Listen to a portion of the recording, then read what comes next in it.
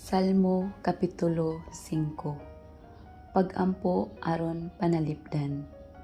Dungga intawon ako o Ginoo, ug tagda ang akong pag-agulo. O akong hari, ug akong Dios, pamatia ang akong pagtuaw ug pag-ampo.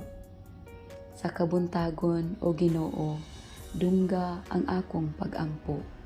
Sa kabuntagon, nag-andam akong mga halad, ug naghulat ako kanimo.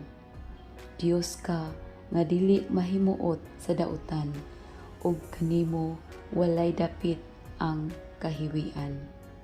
Dili kabuot nga moatubang kanimo ang mapaubsanon.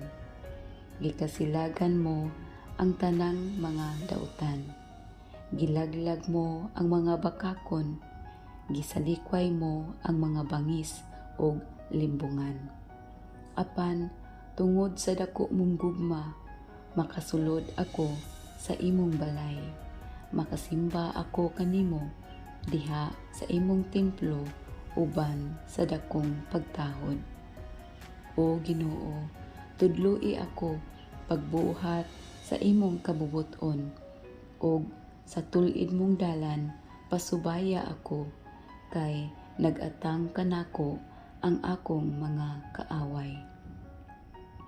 Ang pulong sa akong mga kaaway pulos bakak, ug buot lamang silang maghimog kadaot.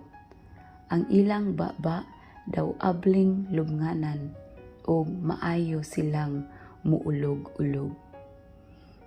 Siluti sila o Dios, maunay unta sila sa dautan nilang laraw. Isalikway sila tungod sa ilang kasalanan ug sa ilang pagsupak kanimo. Apan magmalipayon gayod ang mudangop kanimo, ug mag-awit sila kanunay tungod sa kalipay. Ang nahigugma kanimo imo gayong panalipdan, ug sila magmalipayon diha lamang kanimo. Gipanalanginan mo o Ginoo ang mga matarong, ug ang imong gugma na nalipod kanila sama sa taming.